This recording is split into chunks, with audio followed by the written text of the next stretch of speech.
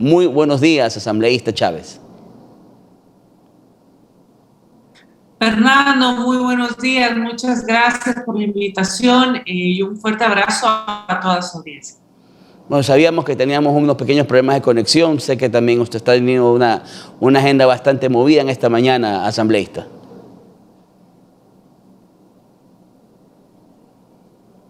Asambleísta. Espero que... Ahí me ven. Sí, estamos, estamos bien con la conexión. Me alegro, me alegro. Perdón, yo veo como si tuviera fallas, pero qué bueno que me escuchen. Ya. Gracias por esperarme. Sí, estaba intentando solucionar estos problemas, pero aquí estoy, a las órdenes. Asambleísta, usted es abogada también y me imagino que está tan sorprendida como el mundo jurídico del Ecuador con lo que ha pasado el día martes 5 de abril en cuanto a estas medidas cautelares otorgadas por el Tribunal de Garantías Penales allá en la provincia del Pichincha, en el cantón Quito, a favor del asambleísta Guadalupe Llori. Siempre se dice que en Guayas es donde salen estas cosas medias raras, en los cantones que tenemos aquí en la provincia de Guayas siempre salen unas resoluciones, unas acciones de protección, unas medidas cautelares que llaman la atención a nivel nacional, pero esta vez fue Quito. Y en Quito se ha dado esta medida a favor del asambleísta Llori. ¿Cuál es su posición? Primero como asambleísta, pero también como abogada en la concesión y otorgamiento de las medidas cautelares solicitadas por la presidenta Guadalupe Llori. Las medidas cautelares se solicitan cuando se vulnera un derecho, ¿verdad? Pero pues, ¿qué derecho se vulnera al momento de querer evaluar la gestión de un funcionario público? Es decir, no tiene sentido ni cabeza, ¿verdad? Si no, imagínense, todos los funcionarios públicos podrían aducir que la evaluación de su labor supone una vulneración de sus derechos. Y además, pues no se ha conformado aún la comisión de evaluación del CAL. Entonces, no sabemos qué derecho dice la presidenta que se le ha vulnerado. Pues esta medida cautelar, además auspiciado, porque es que hay varios matices dentro de esto que nos parece de una novela, ¿verdad? Es además auspiciada por el Procurador General de la Asamblea Nacional, cuando el Procurador en realidad está para defender los intereses de la institución, no de los personeros. Y el otorgamiento de las medidas cautelares, pues sin duda alguna, que crea un mal precedente, es una clara intromisión a los actos del poder legislativo. Esto, pues, nosotros como Partido Social Cristiano no lo acatamos, no estamos de acuerdo, realmente se socava la institucionalidad del país. Aquí decir entonces que existe separación de poderes realmente es una quimera. Yo creo, y ya lo hemos hecho, nosotros como bancada, se deben revocar estas medidas cautelares y pues también tenemos que trabajar de conforme establece la ley, pedir el levantamiento. Pues no es posible que un juez le niegue a la Asamblea Nacional debatir cerca de un mecanismo de control político, que ya además está Asambleísta, claramente y establecido en en la ese ley sentido, legislativa. vamos a hablar sobre justamente la legalidad. Ustedes están hablando que están en rebeldía, que no reconocen la potestad de este tribunal a poder dar estas medidas cautelares. No las van a acatar. No, de ninguna manera, pues porque acatar además también sería violar la Constitución.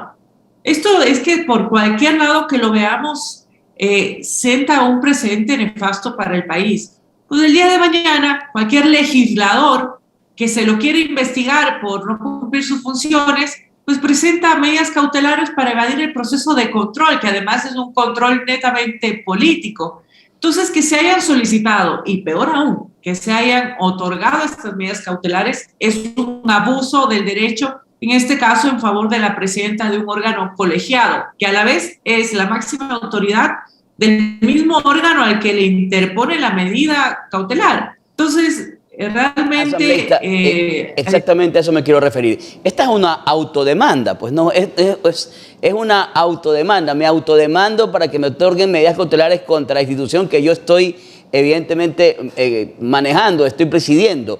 Más o menos así.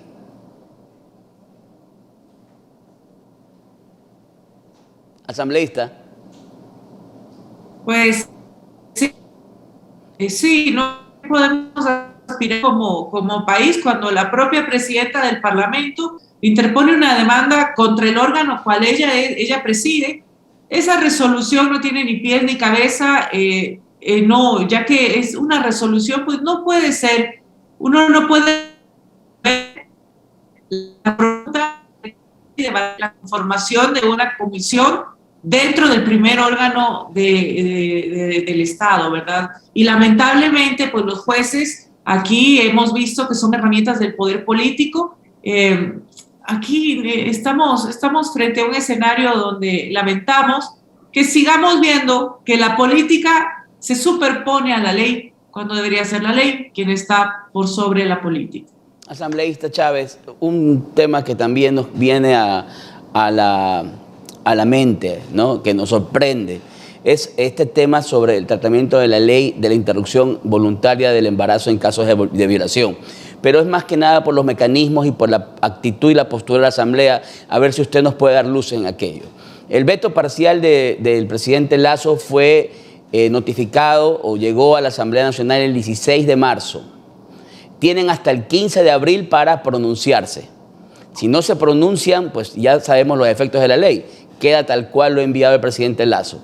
Pero ustedes, en vez de pronunciarse, lo que han hecho es remitirlo a la Corte Constitucional.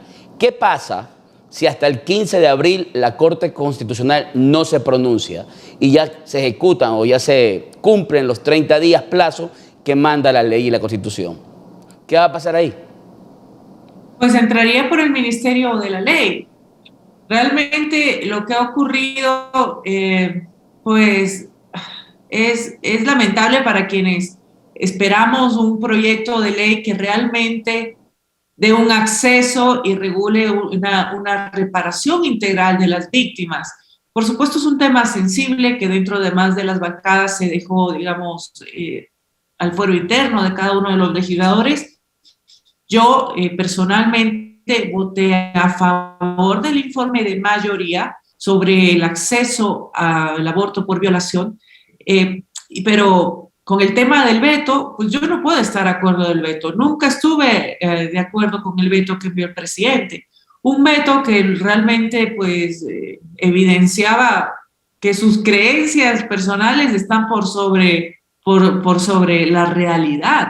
Uno no puede legislar en función de sus creencias religiosas, filosóficas, son válidas, por supuesto, es parte de nuestro temperamento y como ciudadanos estamos en nuestro derecho, pero tenemos que hacer una ley que realmente piense en este caso en las víctimas. Y esto el presidente no lo ha entendido, no lo ha comprendido y envió un veto, pues que desconoce realmente esta realidad. Yo no estaba de acuerdo con ello. Lamentablemente el informe que da la comisión tiene varios errores y este informe, a pesar de que es un veto parcial, pide un análisis de constitucionalidad. Recordemos que la Corte hace análisis de constitucionalidad cuando el veto es un veto por inconstitucionalidad. Este no es el caso, este era un veto parcial. Entonces, no cabe el enviarlo para análisis a la Corte. La Corte probablemente pues va a responder que no le corresponde. Y hasta eso, como tú bien lo has dicho, Fernando, pasa el tiempo y nuevamente nos va a entrar por el Ministerio de la Ley un veto que realmente desconoce la realidad de las víctimas, de las niñas, adolescentes y mujeres que son víctimas de violación en nuestro país. Nuevamente, Chávez, pues se pasa por un lado del tratamiento legislativo. En ese punto estoy totalmente de acuerdo. Mi parecer, y eso que he entrevistado, esta semana hemos entrevistado a algunos asambleístas, es que realmente la Asamblea se ha hecho el harakiri. Al mandar o enviar esto a la Corte Constitucional, realmente la Asamblea ha demostrado que no tuvo el manejo correcto y necesario, porque la responsabilidad del colegislador, pues, que es el presidente, es hacer lo que hizo. Vetó la ley parcial, podía haberlo hecho totalmente, lo hizo parcialmente. Podemos estar de acuerdo o no con lo que hizo el señor presidente, pero la Asamblea tenía 30 días para actuar y lo que ha hecho al remitir esto a la Corte Constitucional, yo creo que es hacerse el harakiri y dar pauta y dar paso a que esto entre por el Ministerio de la Ley, porque muy difícilmente en una semana y días la Corte Constitucional diga algo realmente de fondo. Le agradecemos por su presencia el día de hoy. Muchas gracias, asambleísta Chávez. Nos hubiera gustado comenzar la entrevista antes, para tener más tiempo y profundizar sobre ciertos puntos e ideas, pero en una próxima oportunidad será. Gracias, asambleísta.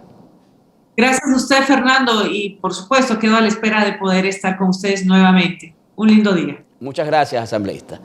Y hemos conversado con la asambleísta Marjorie Chávez, del Partido Social Cristiano, partido que dio libertad a sus integrantes también para votar en esta ley, este proyecto de ley de interrupción voluntaria del embarazo en casos de violación. También hemos hablado sobre el comportamiento, la actuación de la Asamblea de estos últimos días, que han sido escandalosas, ha sido realmente un comportamiento o unas posiciones que ya pensábamos que habían sido superadas, esas de los 80, de los 90, de los insultos, de todas las diatribas que existían antes en el mundo político, que pensábamos que habíamos superado en los últimos años. Pero bueno, hemos vuelto a lo mismo y aquí estamos ya en una función legislativa que ha renunciado a su independencia al momento que se entrega a la función judicial para pedir sustentar a la presidenta de la Asamblea. Es terrible lo que está pasando. Tenemos también